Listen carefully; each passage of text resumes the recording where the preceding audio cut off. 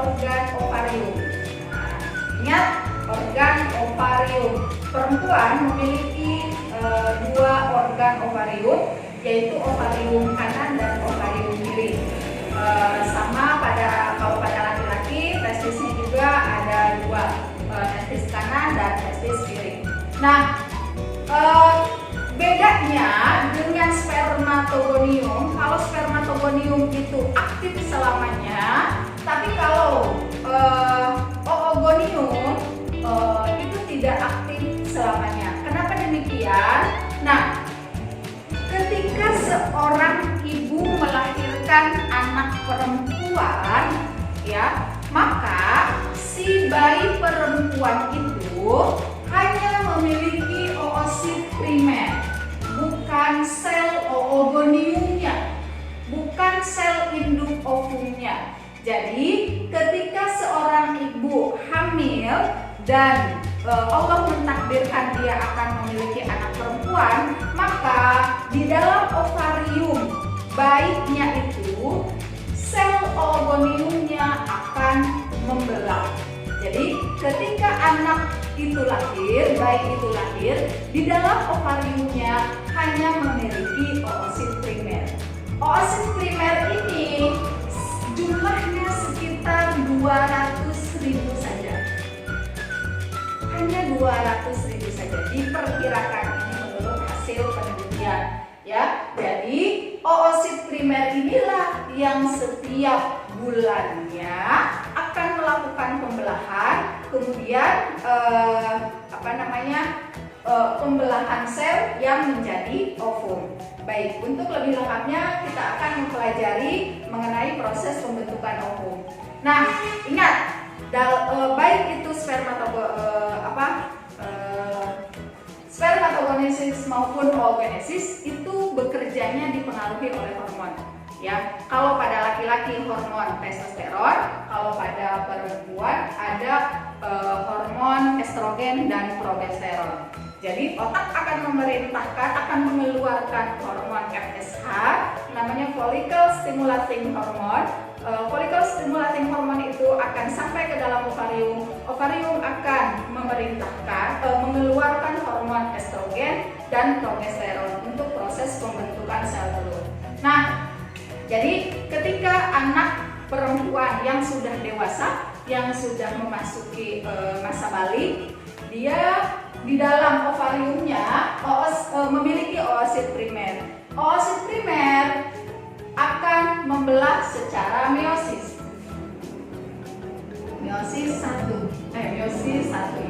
Nah, meiosis 1 ini berarti terjadi pengurangan jumlah kromosom yang tadinya diploid menjadi haploid, menjadi oosit sekunder. Nah, ingat, kalau misalnya dalam spermatogonium, dari spermatosit primer ke spermatosit sekunder itu semuanya aktif. Tapi kalau misalnya pada pembentukan ovum, ketika spermatosit primer membelah, maka yang menjadi oosit sekundernya hanya satu. Yang satunya lagi disebutnya badan polar. Badan polar itu adalah badan kutub. Inilah eksklusif perempuan itu, disinilah kemuliaannya. Jadi di dalam ovariumnya pun, ketika oosit primer ini membelah, maka dia akan menyempurnakan yang satu. Yang satunya menjadi badan polar. Badan polar ini disebutnya badan kutub yang nantinya juga akan melebur, akan luruh ya. Jadi tidak menjadi ootit ya. Nah, oosit sekunder yang haploid akan membelah secara meiosis 2. Ingat, meiosis 2 itu tidak terjadi pengurangan jumlah kromosom, dia hanya berpindah saja menjadi ootit. Ootit itu juga ovum yang belum matang. Nah, dari ootit ini akan menjadi ovum. Jadi spermatosit primer membelah menjadi oosit sekunder, tapi yang satunya menjadi badan polar. Dari oosit sekunder membelah meiosis 2 menjadi ootit, dan yang satunya menjadi badan polar.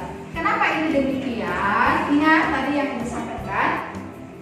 Jadi untuk menyempurnakan satu ovum saja, maka sel yang lainnya itu dianggap apa istilahnya melebur dulu. Jadi yang penting satu ootit ini, satu ovum ini memiliki kesempurnaan yang benar-benar sempurna.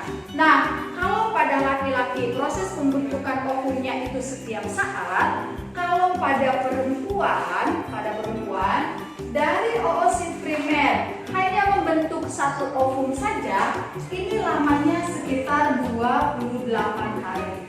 Inilah kenapa ada yang disebut dengan menstruasi atau siklus menstruasi.